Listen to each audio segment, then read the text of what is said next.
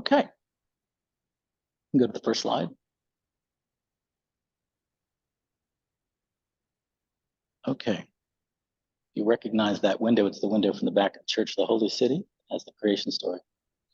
And so you've all heard the Adam and Eve story, and you have probably, even if you've never read it, you've certainly heard it for the first time today, but you've certainly engaged in your life, you've engaged with that story, and you might wonder what's the point of it. I'm going to tell you that it really does relate to us today, and I'm going to go through it today and see what we can learn from it. The big takeaway that I found from the story is, I think the biggest theological question that I've ever had is, why is there evil? Why does God allow evil? Why does a loving God allow evil? And this story speaks to that question, but we're not going to get it by reading the story literally. We're going to have to look at the inner meaning. So let's go to the next slide. This is a very cool piece of the window in the church. If you look really carefully in it, you can see Adam and Eve are in the blue area, so they're on the earth, and they're kind of hidden, like an inner meaning. And this is where it says God created man, and it's up there in the 7 days of creation story. And what we're going to be doing is unlocking a deeper meaning. So Swedenborg, for those of you who don't know, is a mystic, Christian mystic, and he believed that the many of the Old Testament stories, they're not literal stories, they're stories to edify us spiritually.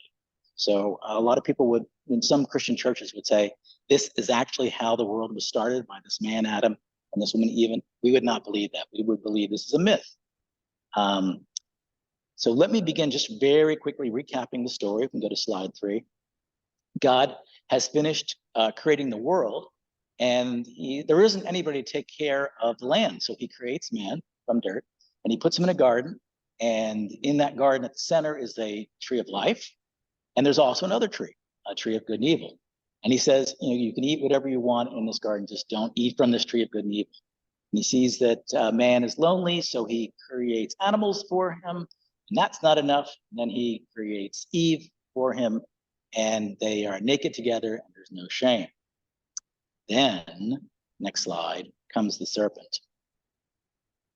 That serpent image is actually, it's the very bottom of this picture. So it's very small, but it's in the stained glass window here at the church. I love it, little snake face.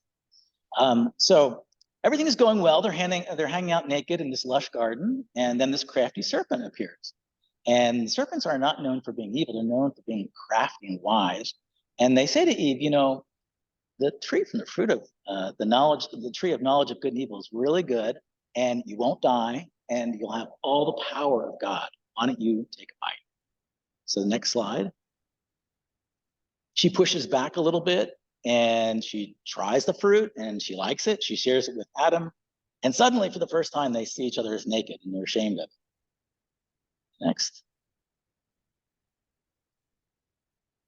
So then God is furious, and they hear God stomping around the garden and yelling out, "Where are you?" And they're hiding for the first time, and they're saying, "We can't be seen because we're naked." God basically says, "How do you know you're naked? Did you eat of the tree?" And they do. Next slide. And they blame. This is also from our window here. Isn't that a great sadness in Adam's face? He's really frustrated with his new pants. He blames Eve. Eve blames the serpent. Everybody blames somebody else. And then we have God cursing people. He's so angry. Next slide. And he basically gets so mad at them that he curses them. To the snake, he says, "You're going to be punished, and you're going to have to travel on the ground for eternity, just in the dirt. Eve, you're going to be punished with childbirth and pain there. And Adam, you're going to need to work and toil the land." So those are the curses that God puts on them. And then they're banished. And in this image here, that angel is standing with a sword that lights up and knocks and they get chased out of the garden forever, and they can't come back in. The angel protects them. So that's just a recap of the story. So next slide, please. So this is a myth. Myths are not to be taken literally. This story has so many confusing parts to it. Why would you put someone in a garden and tell them not to eat fruit?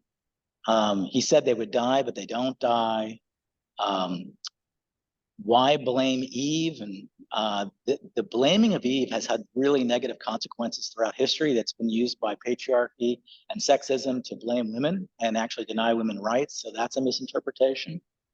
And at the very end, God refers to himself in the plural. So who's he talking about? So there's a lot of confusing things. If you try to sum it up literally, that this is actually how humanity was created, there was no evolution, it doesn't really make any sense. So we have to look at it at a myth level. And the myth doesn't make sense at literal level. It's everything in it is symbolic. Next slide. Here it says, myth is a folklore genre consisting of narratives that play a fundamental role in society, such as foundational tales or origin myths. They're not very popular today because we're very literal, but myths are very common throughout history. So at the literal level, the story raises questions, but when we take it at the deeper level, the symbolic level, it has a message for us. Next slide. And I'm going to take you through each of the pieces of the story and tell what it might mean symbolically, okay? And maybe make some sense of it. So let's go through it. I will just say that Swedenborg's interpretation of this is about 15 volumes. So I'm super condensing to make this fit into our time and be realistic to listen to it. You know, doze off if I went through every detail, but let me go through each of the details and see what it might mean. So the garden represents human perception, and it represents the humanity at that time. Eden is the word Eden means delight. So people are living in not New Jersey, the Garden State, but a garden state of delight, where they are just very, very happy. There's no evil in the world. So according to this understanding, there was a time in the history of the world where there was not evil and suffering in the world. So that's a big statement. And in the next symbol, if we can go to the next slide, would be the tree of life. And that symbolizes, it represents love, and it's the center of the garden. It says it's right at the center. And at that time, love is the central thing actually governing the universe. It's God and all of humanity. Everything is led by love. There's another tree in the garden, and we can go to the next slide. And that's the tree of the knowledge of good and evil. And that represents the choice that humanity is curious and interested in about making their own choices, breaking that out and becoming more autonomous. So it is the tree of knowledge, but it represents free will. Next slide. Adam. Adam in Hebrew really means humanity. So when you read it, you could even read humanity. It represents an epoch or a period in the world. And it's supposed to represent a period in the history of the world where humanity was in pure innocence, very much like a child. It was not autonomous, but it lived in love. There was not suffering, and there was no separation. People could directly communicate with the divine in that time period. So people are born in pure innocence. So where do we see this in our lives? Well, if we look at human evolution as human beings, we see these same patterns.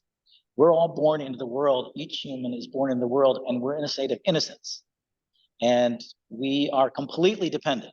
We have no real autonomy as children. We are completely dependent on others. So that childhood represents the state of humanity at that time. Now, what does Eve represent? Let's go to the next slide. Eve represents our own developing feelings of autonomy. We want to be separate. We want to have our own lives. We want to make our own choices. We don't want to just be dependent. We want to explore things. Eve does not represent blaming women or anybody. Any interpretation you hear that's negative about women is a misinterpretation. And it's been used very improperly through history. How about the serpent? So the serpent represents like our material desires, our lusts. It represents the things that we can feel and touch. It represents an idea that we're in control of our lives. There's nothing divine, there's nothing supernatural. It ultimately teaches that we're God. We are our own God. So that's what the snake represents. Next slide, please. So the fall, this is often called the fall of Adam and Eve.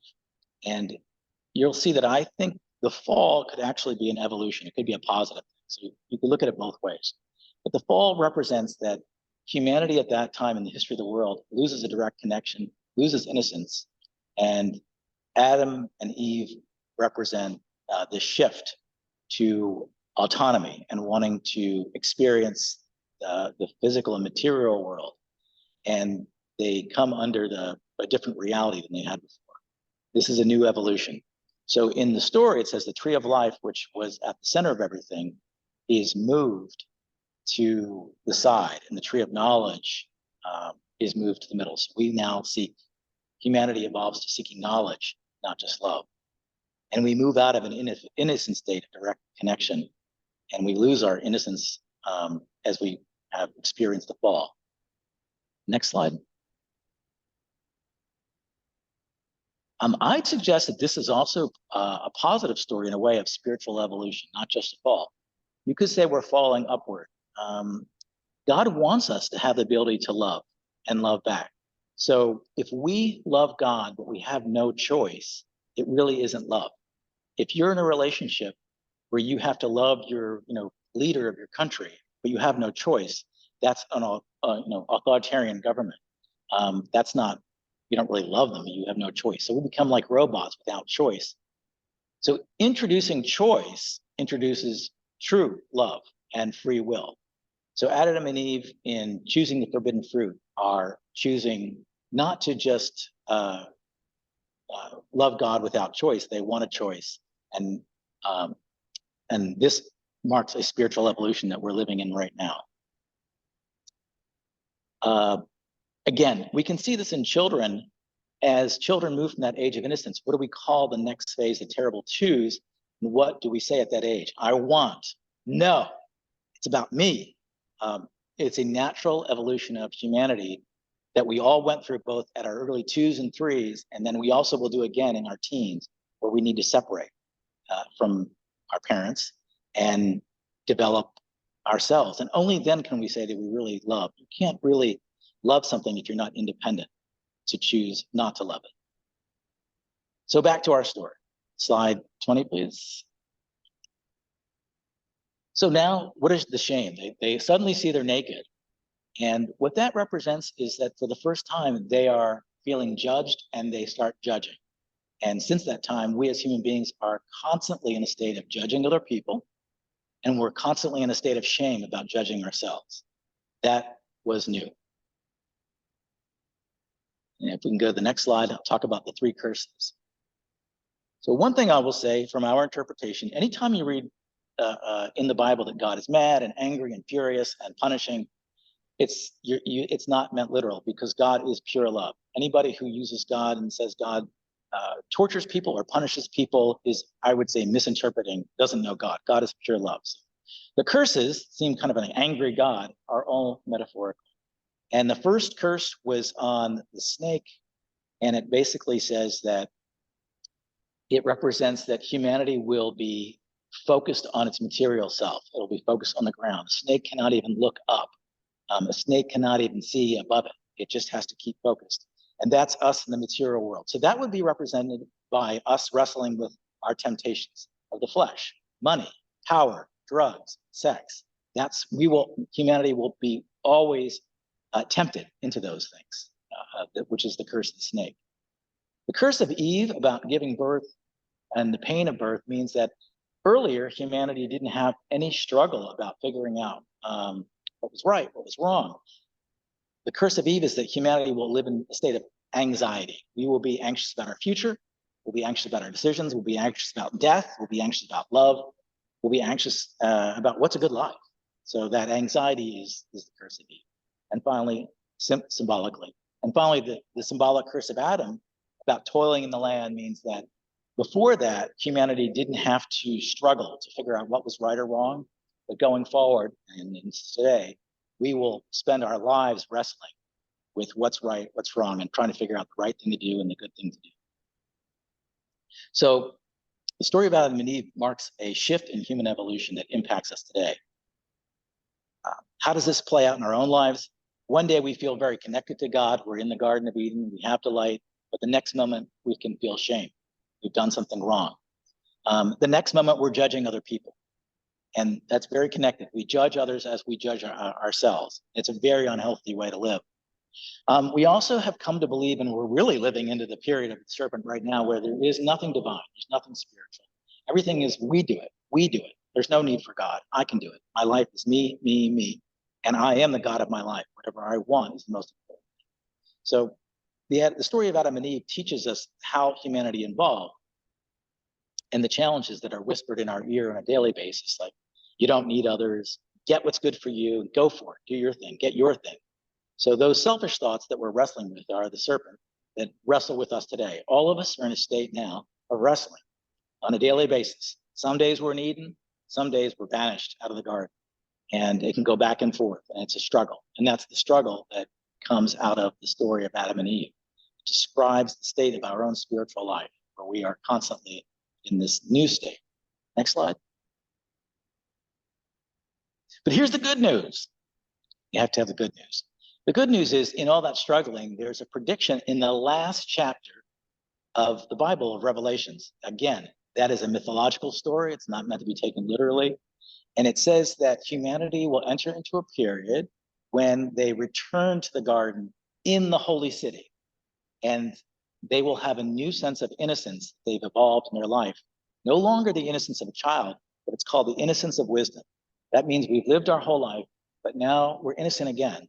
But it's an innocence of not caring what people think about us, just seeking to do good, not worried about tomorrow, trusting in God. It's just a very innocent, and realizing that we're just at our best, we're conduits of the divine. It's not all about us.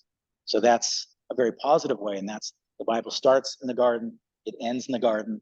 The name of our church is Holy City, and that's what it represents, that story of coming back into the garden. In our tradition, we believe that we're entering into that period now, more positive and period of coming back into the garden, New Jerusalem. And that's the story about Adam and Eve. And on a daily basis, we get to choose our serpents or our angels. And Adam and Eve in the story explains that choice. Amen.